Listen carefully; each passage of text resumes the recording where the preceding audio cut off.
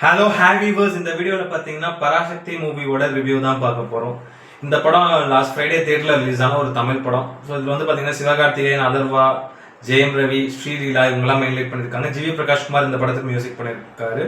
சுதா கங்கோரா இந்த படத்தை டைரக்ட் பண்ணியிருக்காங்க. இவங்க இதுக்கு முன்னாடி பார்த்தீங்கன்னா இறுதி சுற்று, சூரரை போட்டு இந்த மாதிரியான ஒரு பிளாக் பஸ்டர் ஹிட் படங்களை கொடுத்த ஒரு டேரக்டர் தான். அப்படின்னும் போதே எனக்கு ஒரு பெரிய எக்ஸ்பெக்டேஷன் இருந்தது. ப்ளஸ் இந்த ஒரு கேஸ்டிங் இதெல்லாமே நல்லா இருந்ததுன்னா இன்னும் கொஞ்சம் எனக்கு இந்த படத்தோட எக்ஸ்பெக்டேஷனும் அதிகமாச்சு. ப்ளஸ் ஒரு கான்செப்டும் சரியான ஒரு கான்செப்ட்.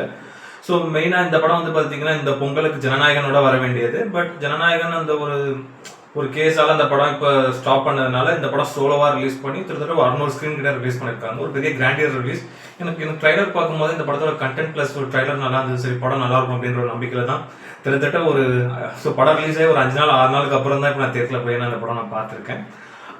ஸோ மெயினாக இந்த படத்தோட கதை என்னன்றது வந்து பார்த்தீங்கன்னா இந்த ஒரு இந்தி திணிப்பு போராட்டத்துக்கான ஒரு பேஸ்டான ஒரு கான்செப்ட் தான் இது. ஏன்னா படத்தோட ஸ்டார்டிங்கில் ஒரு இந்தி திணிப்பு போராட்டத்தோட ஒரு பெரிய தலைவராக, ஒரு புறநானூறு படை தலைவராக வந்து சிவகார்த்திகேயன் இருக்காரு. அதில் ஒரு ரயில் எரிப்பு போராட்டத்தில் அவரோட நண்பரை அவர் இறந்துடுறாரு. அதனால அவர் அந்த இதெல்லாம் கைவிட்டு தான் அந்த படையிலேருந்து கொஞ்ச நாள் தனியாக ஒதுங்கி அவரோட தம்பி அதர்வாவை படிக்க வச்சுக்கிட்டு அவரோட ஃபேமிலியோட கொஞ்சம் நிம்மதியாக வாழ்ந்துட்டு வர்றாரு அவங்க பாட்டியோட. அப்போ அந்த டைமில் அவரோட தம்பி ரொம்ப இந்த இந்தி திணிப்புக்காக பார்த்தீங்கன்னா இறங்கி போராடுறது இதெல்லாம் பண்ணிட்டு இருக்காரு. அப்போ சிவகார்த்திகேயன் அடித்து அவரை வந்து கண்ட்ரோல் பண்ணுறாரு. ஒரு ஸ்டேஜுக்கு மேலே ஒரு சில விஷயங்களை பார்த்து அவரோட பர்சனல் லைஃப்பில் அந்த இந்தி திணிப்பு ரொம்ப ப்ளே பண்ணும்போது அவர் கடுப்பாகி அவரும் இறங்கி அந்த ஒரு பழைய பேக் டு ஃபார்ம் வந்து அவரும் இந்த இந்தி திணிப்புக்காக போராடுறாரு. ஃபைனலாக தமிழ்நாட்டை விட்டு இந்த இந்திய திணிப்பு போச்சா ஸோ இல்லையாங்கிறது தான் இந்த படத்தோட மீதி கதை. இது ஒரு பயோபிக் அப்படின்ற மாதிரி தான் சொல்லியிருந்தாங்க. நிறைய ரியல் லைஃப் இன்சிடென்ட்ஸ் தான் அதுக்குள்ளே இருக்குது இந்த படத்தோட கதையில். மெயினாக சிவகார்த்திகேயன் அவரோட பெர்ஃபார்மன்ஸ் செமையாக ரொம்ப நல்லா நீட்டாக பண்ணியிருக்காரு. செலியன்ற ஒரு கேரக்டரில் பண்ணியிருக்காரு. எனக்கு அந்த ஒரு கேரக்டராக வாழ்ந்திருக்காருன்னு சொல்லலாம். அந்தளவுக்கு வந்து ரொம்ப ஒரு எமோஷனலான ஒரு கேரக்டர், ரொம்ப சீரியஸான ஒரு கேரக்டர் இருக்குது இந்த படத்தில். ஒரு 2-3 இடங்களில் ஒரு சில இடங்களில் பார்த்தீங்கன்னா ஹியூமர் அந்த ஒரு சாங்ஸ்லாம் அந்த ரொமான்ஸ் ஒரு சில இடங்களில் காமெடி பண்ணுறாரு. பட் அது ரொம்ப 2-3 இடங்களில் தான். பட் மோஸ்ட்டாக இந்த படத்தில் அவரோட கேரக்டர் டிசைன் பண்ணது வந்து பார்த்தீங்கன்னா ரொம்ப அந்த ஒரு வீரராக அது எப்படி சொல்கிறது, அந்த ஒரு போர் வீரராக அந்த மாதிரியான ஒரு கேரக்டர் தான் வருது. ரொம்ப நல்லா நீட்டாகவே பண்ணியிருக்காரு. சிவகார்த்திகேயன் கொடுத்த கேரக்டர் இது. ஆல்ரெடி இந்த கேரக்டர் வந்து சூர்யா பண்ண வேண்டியது, அவர் வேணாம்னு சொல்லிட்டு போனதுனால அப்புறம் சிவகார்த்திகேயன் உள்ள வந்தார். ரொம்ப நல்லா நீட்டாகவே பண்ணியிருக்காரு இந்த கேரக்டர். ப்ளஸ் ஆக்டிங் பொறுத்த வரைக்கும் ரொம்ப நல்லா இருந்தது அவரோட பர்ஃபார்மன்ஸ். ஸோ கதைக்கு என்ன தேவையோ அந்த ஒரு கதையின் நாயகனாகவே பண்ணியிருக்காரு. நல்லா இருந்தது அவரோட பர்ஃபார்மன்ஸ். அதே மாதிரி அதர்வா அவர் இதுலேயே வந்து சூப்பராக ஒரு ஆக்டிங் இந்த படத்தில் அவருக்கு ஒரு கம்பேக்னு சொல்லலாம். ரீசெண்டாக அதர்வா எதுவும் பெரிய படங்கள் எதுவும் கமிட் ஆகி பண்ணல. பட் இந்த படத்தில் அதர்வாக்கு ஒரு நல்ல ஒரு நீட்டான ஒரு கேரக்டர். சிவகார்த்திகேயனுக்கு தம்பி கேரக்டர் ரொம்ப நல்லா பிரமாதமாக பண்ணியிருக்காரு. அவரும் இந்த ஒரு ஹிந்தி திணிப்பு போராட்ட தியாகி அப்படின்னே சொல்லலாம். அவர் அந்த மாதிரியான ஒரு கேரக்டர் தான் இந்த படத்தில் ரொம்ப நல்லா நீட்டாக நடிச்சிருக்காரு. அவரோட கேரக்டர் ரொம்ப இம்பார்ட்டன்ஸ் கொடுத்துருக்காங்க இந்த கதையில. ரொம்ப நல்லா நீட்டாக அவரும் ப்ளே பண்ணியிருக்காரு. அதே மாதிரி ரவி மோகன், நம்ம ஜெயம் ரவி, அவர் இப்போ ரவி மோகன் பேர் மாற்றிட்டாரு. அவர் இந்த படத்தில் வில்லனாக பண்ணியிருக்காரு. ஒரு இன்டெலிஜென்ஸ் பியூரோ ஆஃபீஸராக. அது வந்து ஒரு நெகட்டிவ் ஷேட் ஆஃப் ஒரு கேரக்டர். அதனால தான் நான் வில்லன் கேரக்டர்னே சொல்கிறேன். பட் இந்த கேரக்டரை வந்து இன்னும் கொஞ்சம் ஸ்ட்ராங்காகவே டிசைன் பண்ணியிருக்கலாமோ அப்படின்ற மாதிரி தான் எனக்கு ஃபீல் ஆச்சு. இந்த கேரக்டருக்கு ஒரு நல்ல ஒரு வெயிட்டேஜ் இருக்குது இந்த கதையில். பட் அந்த ஒரு வில்லனிசம் அவர்கிட்ட இருந்து பெருசாக நான் பார்க்கல ஜெயம் ரவி கிட்ட இந்த படத்தில். சும்மா அப்படியே நின்றுட்டே இருக்காரு, கூட்டிகிட்டே இருக்காரு, சும்மா கண்ணெடுத்து சுட்டுக்கிட்டே இருக்காரு. எந்த ஒரு பெரிய வில்லனிசமும் நான் பார்க்கல அவர்கிட்ட. ஏன்னா வந்து பார்த்தீங்கன்னா இதுக்கு முன்னாடி ஒரு ஆதிபகவன் ஒரு படம் பண்ணியிருந்தாரு. அந்த படத்தில் வந்து பார்த்தீங்கன்னா டியூல் ஆக்ஷன் ஜெயம் ரவி இருந்திருப்பாங்க. ஒரு 15 வருஷத்துக்கு முன்னாடி, ஒரு 12-13 வருஷத்துக்கு முன்னாடி வந்த படம். அந்த படத்தில் செம்ம வில்லனிசம் பண்ணியிருப்பாரு. ஒரு திருநங்கை மாதிரி டைப் ஆஃப் ஒரு கேரக்டரில். அதனால தான் இந்த படத்துலேயே அவர் அதுக்கப்புறம் இவ்வளோ வருஷம் கழிச்சு வந்து வில்லனாக பண்ணுறாரு. ஸோ செமையாக இருக்கும் அவரோட பெர்ஃபார்மன்ஸ் அப்படி இப்படின்னு பார்த்தா அது நமக்கு ஒரு பெருசாக சாட்டிஸ்ஃபைடாக இல்லை, ஓரளவுக்கு கொஞ்சம் நல்லா நீட்டாக பண்ணியிருக்காருன்னு சொல்லலாம் அந்த கேரக்டராக. ஸோ வில்லனிசம் இன்னும் கொஞ்சம் ஸ்ட்ராங்காக இல்லை. ஆக்சுவலி வில்லன் கேரக்டர் இன்னும் கொஞ்சம் ஸ்ட்ராங்காக இல்லை அப்படின்ற மாதிரி தான் நான் சொல்லுவாங்க. நெகட்டிவ் ஷேட் ஆஃப் ஒரு கேரக்டர். அது மாதிரி ஸ்ரீலீலா அவங்க பர்ஃபார்மன்ஸ் நல்லா இருந்தது. ஈவன் அவங்க தெலுங்கு படங்கள்லாம் பார்த்தீங்கன்னா சும்மா ஒரு 2-3 ஐட்டம் சாங்க்கு வந்து டான்ஸ் ஆடிட்டு ப்ளஸ் ஏதாவது டான்ஸராக தான் அவங்க பண்ணியிருந்தாங்க. பட் இந்த படத்தில் அவங்களுக்கு வந்து பார்த்தீங்கன்னா ஒரு பியூர் ஹீரோயின் ரோல், ஒரு கேரக்டர் ரோல் சூப்பராக பண்ணியிருக்காங்க. நானும் நினைச்சேன் ஏதோ சும்மா சிவகார்த்திகேயன் கூட லவ் பண்ணி சுற்றிட்டு இந்த மாதிரியான ஒரு சிம்பிளான ஒரு கேரக்டராக தான் வந்து இருக்கணும். ப்ளஸ் செகண்ட் ஹாஃப்லலாம் அவங்க கேரக்டர் வந்து பார்த்தீங்கன்னா நம்ம எதிர்பார்க்காத அளவுக்கு ரொம்ப ஒரு நல்ல ஒரு நீட்டான ஒரு மெச்சூர்டான ஒரு கேரக்டர், முக்கியமான ஒரு கேரக்டர் அவங்களுக்கு டேரக்டர் கொடுத்துருக்காரு. அவங்களோட கேரக்டர் ரொம்ப நல்லா நீட்டாகவே ரைட் பண்ணியிருந்தாங்க. ஸோ அவங்களோட ரோல் நல்லா ரொம்ப நல்லா சூப்பராக அவங்க பெர்ஃபார்ம் பண்ணியிருந்தாங்க ஆக்டிங்கில். பிரமாதமான ஸ்ரீலீலா அவங்க இது பண்ண படங்களில் இதில் தான் அவங்களுக்கு ஒரு நல்ல கேரக்டர் கொடுத்துருக்காங்க அப்படின்னு நான் நினைக்கிறேன். ரொம்ப நல்லா இருந்தது. அவங்களோட பெர்ஃபார்மன்ஸ் ரொம்ப நல்லா சூப்பராக பண்ணியிருந்தாங்க. அதே மாதிரி வந்து பார்த்தீங்கன்னா பிரகாஷ் பெல்வாடி அவர் இந்த படத்தில் வந்து பார்த்தீங்கன்னா சிஎம்ஆ பண்ணியிருக்காரு, தமிழ்நாடு சிஎம்ஆ. அவர் போட்டிருக்க அந்த கரவேஷ்டிலாம் பார்த்தீங்கன்னா காங்கிரஸ் வேஸ்ட் மாதிரி இருக்குது. அந்த ஒரு காங்கிரஸ் துண்டு மாதிரி இருக்குது. சிஎம் ரோல் தான் இதுவும். ஒரு டைப் ஆஃப் ஒரு நெகட்டிவான ஒரு சிஎம் ரோல்னே சொல்லலாம். அது ரொம்ப நல்லா நீட்டாக அவரும் பண்ணியிருந்தார். அதே மாதிரி சேத்தன் அவர் இந்த படத்தில் வந்து பார்த்தீங்கன்னா அண்ணாதுரையாக ஒரு ரோல் பண்ணியிருக்காரு, சிஎன் அண்ணாதுரை. ஸோ அண்ணாதுரையோட அந்த ஒரு கேரக்டராக பண்ணியிருக்காரு. பார்க்க எனக்கு அப்படியே ஒரு ஆங்கிளில் பார்க்க அண்ணாதுரை மாதிரியே இருந்தார் அந்த லுக்கில். நீங்கள் அது வந்து அந்த ஒரிஜினல் ஃபோட்டோவும் இந்த ட்ரைலர் அந்த சேத்தனோட அந்த ஒரு லுக்கையும் பார்த்தீங்கன்னா தெரியும். அப்படியே ஒரு ஒரிஜினல் ரொம்ப நல்லா இருந்தது அவரோட ஆக்டிங்காக. ஸோ வரது 2-3 சீன் தான் வராது, அது முக்கியமான ஒரு சீன். அதே மாதிரி பார்த்தீங்கன்னா குரு சோமசுந்தரம் அவர் இந்த படத்தில் ஒரு 2 சீன் தான் வராரு, சின்ன கேரக்டர் தான். அவர் வந்து பார்த்தீங்கன்னா கருணாநிதி கருணாநிதியோட ரோல் தான் பண்ணியிருக்காரு. டிஎம்கே லீடர் எக்ஸ் லீடர் கருணாநிதியோட ரோல் தான் பண்ணியிருக்காரு. ஸோ அவருக்கு பெருசாக எதுவும் இல்லை, ஜஸ்ட் ஒரு 2 சீன் தான் வராரு, ரொம்ப நல்லா பண்ணியிருந்தார். அதே மாதிரி காளி வெங்கட் அவரும் பார்த்தீங்கன்னா இந்த புறநானூறு படை அந்த சிவகார்த்திகேயன் கேங்கில் ஒரு முக்கியமான ஒரு கேரக்டர், நல்ல ஒரு குணச்சித்திர கதாபாத்திர ரோல் தான் இருக்குது. ஸோ கொடுத்துருக்க கேரக்டர் ஒரு கொஞ்சம் கேரக்டர் ஸ்பேஸ் கம்மி தான், பட் கொடுத்துருக்க கேரக்டர் நல்லா நீட்டாகவே பண்ணியிருந்தாரு. அதே மாதிரி வந்து பார்த்தீங்கன்னா ராணா தகுபாதி, பசில் ஜோசப், தனஞ்சயா இவங்க 3 பேர் எல்லாமே வந்து பார்த்தீங்கன்னா கேமியோ பண்ணியிருக்காங்க. தெலுங்குலேருந்தும் கன்னடாலேருந்தும் மலையாளம்லேருந்தும் ஒவ்வொரு ஆக்டர் எடுத்து சும்மா ஒரு 5 மினிட்ஸ் ஒரு கேமியோ ரோல் கொடுத்துருக்காங்க. ஸோ 3 பேரும் கொடுத்த கேரக்டர் ரொம்ப நல்லா நீட்டாகவே பண்ணியிருந்தாங்க. எஸ்பெஷலி அந்த பசில் ஜோசப் அங்கே ஒரு சீன் ஒன்று இருக்கும், ஜஸ்ட் ஒரு 3 to 4 மினிட்ஸ் சீன் தான் வருவார். நல்ல ஒரு கூஸ் பம்பான ஒரு சீன் அவர்கிட்ட இருந்து, அவரோட கேரக்டர் அந்த மாதிரியான ஒரு கேரக்டர் இந்த கேமியோவில் ரொம்ப நல்லா பிரமாதமாக பண்ணியிருந்தார் அவர். அதே மாதிரி வந்து பார்த்தீங்கன்னா மியூசிக்கை பொறுத்த வரைக்கும் ஜிவி பிரகாஷ்குமார். ஸோ படத்தில் சாங்ஸ் ஒரு 2 சாங் கிட்ட நல்லா இருக்கு. ஒரு மெலோடி நம்பரும் அப்புறம் அந்த ஸ்டார்டிங் ஒரு இன்ட்ரோஸ் சாங் நமக்கான காலம், அந்த 2 சாங்கும் நல்லா இருக்கு. ப்ளஸ் பேக்ரவுண்ட் ஸ்கோரை பொறுத்த வரைக்கும் ரொம்ப பிரமாதமாக பண்ணியிருக்காரு. நிறைய இடங்களில் பேக்ரவுண்ட் ஸ்கோர் ரொம்ப சூப்பராக ஒர்க் அவுட் ஆகுது. சூப்பராக ஒரு சில இடங்கள்லாம் பார்த்தீங்கன்னா நல்ல கூஸ்பம் மூமெண்ட்டான ஒரு சில சீன் வர இடங்கள்லாம் இருக்குது, அதுலலாம் பேக்ரவுண்ட் ஸ்கோர் ரொம்ப பிரமாதமாக பண்ணியிருக்காரு.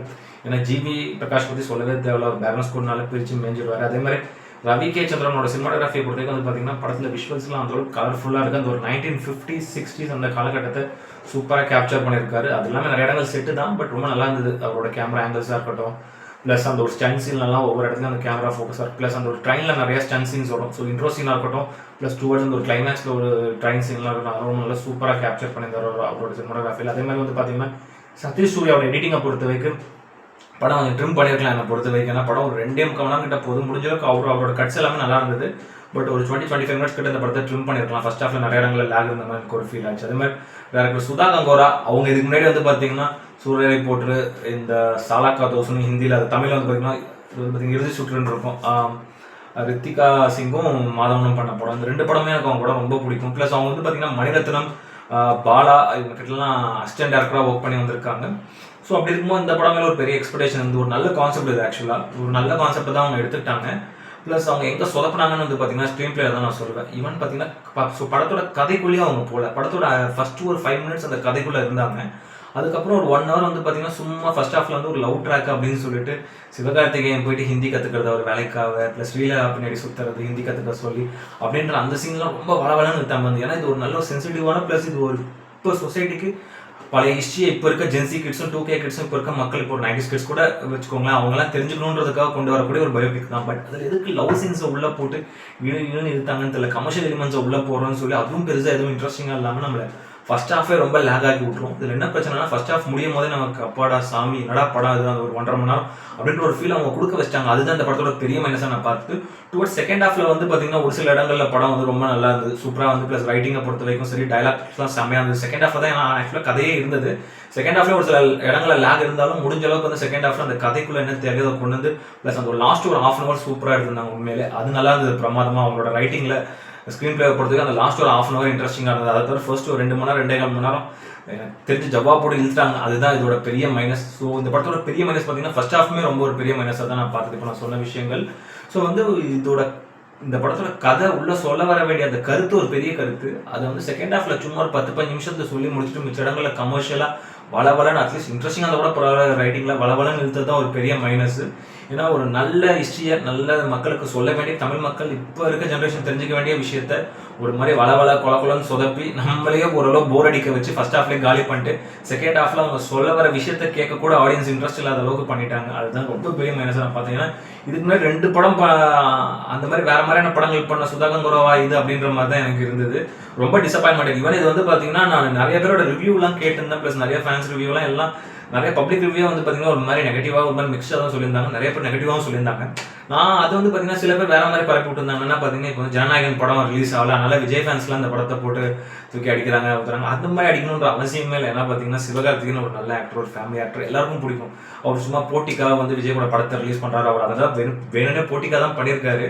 சும்மா வெளியே ஸ்டேஜில் ஒரு சில டைலாக் பிளேஸ்லாம், பட் அவர் போட்டிக்காக தான் அவர் பண்ணியிருக்காரு. பண்ணியிருந்தாலும் ஒன்றும் தப்பு இல்லையே, இதை நானே எதுவும் பெருசாக தப்பட்டில். பட் ஃபேன்ஸ் ஒரு மெச்சூர்ட் ஃபேன்ஸ் எதுவும் தப்பாக எடுத்துக்க மாட்டாங்க. அது போக இது வந்து பார்த்தீங்கன்னா இந்த படம் நல்ல படமாக தான் எல்லாரும் சப்போர்ட் தான் பண்ண போகிறாங்க. ஒரு படம் நல்ல படமாக இருந்தால் அது யார் நெகட்டிவாக சொன்னாலும் அந்த படம் வந்து டவுன் ஆக போகிறதே கிடையாது. ஏன்னா ஒரு நல்ல கான்செப்ட் கூட ஒரு நல்ல படம் வந்து கண்டிப்பாக சக்ஸஸ் தான் ஆகும். எவ்வளோ நெகட்டிவ் சொன்னாலுமே ஆடியன்ஸ் தான் அதை ஜட்ஜ் பண்ணுறது. பட் இங்கே வந்து பார்த்தீங்கன்னா ஒரு ஆவரேஜ் படத்தை ஒரு ஆக்சுவலி இந்த படம் ஒரு பிலோ ஆவரேஜ் படம் தான் அது என்னை பொறுத்த வரைக்கும். பட் இந்த படத்தை வந்து பார்த்தீங்கன்னா ஸோ எல்லாரும் வந்து நல்லா இல்லை அப்படி இப்படின்னு சொல்கிறது வந்து பார்த்தீங்கன்னா இப்போ சுதா கங்காராவால் அக்செப்ட் பண்ணிக்க முடியல. அவங்க என்ன சொல்கிறாங்கன்னா இதுக்கு வந்து பார்த்தீங்கன்னா விஜய் ஃபேன்ஸ் தான் காரணம்னு இப்போ ஒரு இதில் சொல்லியிருக்காங்க, இப்போ ஒரு ப்ரெஸ் மீட்டில் சொல்லியிருக்காங்க. இது விஜய் ஃபேன்ஸ் தான் காரணம், அவங்களாம் ரவுடிங்க கூன்ஸ் அப்படி இப்படின்னு சொல்லியிருக்காங்க. அவங்க பேசின அந்த வார்த்தையே சரி கிடையாது ஃபர்ஸ்ட் ஆஃப் ஆல். ஏன்னா நீங்கள் நல்ல படம் எடுத்தீங்கன்னா எல்லாரும் நல்லா இருக்குன்னு தான் சொல்ல போகிறாங்க.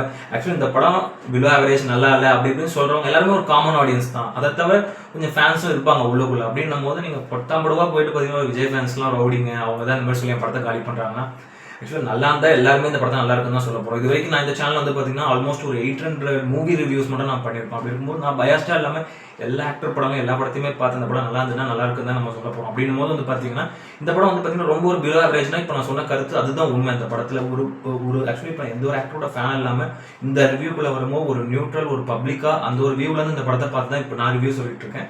ஸோ அவங்க இந்த மாதிரி பேசினதெல்லாம் சரியே இல்லை. ஆக்சுவலாக இதையும் போட்டு நிறைய பேர் அவங்கள போட்டு வச்சு செஞ்சுட்டு இருக்காங்க. இதுக்கு இடையில மாதவர்கள் வந்து பார்த்தீங்கன்னா சிவகார்த்திகேயன் தான். அவர் பார்த்தீங்கன்னா எதுக்கு இந்த படத்தில் கமிட் ஆகணும்னு தெரியாமல் உள்ள மாட்டிக்கிட்டு ப்ளஸ் இந்த டேரக்டர் இப்படி பேசி விட்டு இவர் பேரையும் காலி பண்ண பார்க்குறாங்க. இது தேவையில்லாத வேலை. இதில் வேற சுதாகங்கரா சொல்லிட்டு இருக்காங்க நான் இதோட ரிட்டையர்ட் ஆக போகிறேன் இதோட புது சினிமாலன்னு. அவங்க ரிட்டையர்ட் ஆகிட்டே போட்டு ஏன்னா பார்த்தீங்கன்னா அவங்க வந்து ஒரு பெரிய லெஜண்ட்ஸ் பார்த்தீங்கன்னா மணிரத்னம் பாலா இந்த மாதிரியான ஒரு டேரக்டர்ஸ் கிட்ட வந்து அசிஸ்டன்ட் டேரக்டராக இருந்தவங்க. பட் அவங்க இப்படிலாம் பண்ணுறதை பார்த்தா ரொம்ப வந்து சீப்பாக இருக்குது அப்படின்னு தான் சொல்லுவாங்க பேசுகிற பேச்சுக்கள்லாம். பட் இது எதுவுமே சரியில்லை. பட் ஆனால் ஓவராலாக வந்து பார்த்தீங்கன்னா ரொம்ப ஒரு பிலாவரேஜான ஒரு படம். இந்த ஃபெஸ்டிவலுக்கு கண்டிப்பாக நீங்கள் தியேட்டரில் போய் உட்காந்து பார்க்கலாம் அப்படின்னு என்னால் சொல்ல முடியாது. பட் ரொம்ப போர் அடிச்சது, வேறு படம் எதுவும் கிடைக்கல. ஆல்மோஸ்ட் வேறு எதுவும் பெருசாக படங்கள் வரல, 2-3 படங்கள் தான் வந்திருக்கு. சரி ரொம்ப போர் அடிக்குது, ஒரு ஃபெஸ்டிவலுக்கு ஒரு படம் தியேட்டரில் போய் பார்க்கணும். அந்த படம் வந்து உட்காந்து ஒரு 1 டைம் பார்க்கலாம். உங்கள் பொறுமையை நிறைய இடங்களில் சோதிக்கும். பட் ஆனால் ரொம்ப ஒரு பிலோ ஆவரேஜான ஒரு 1 டைம் கமர்ஷியல் வாட்ச் தான் அது.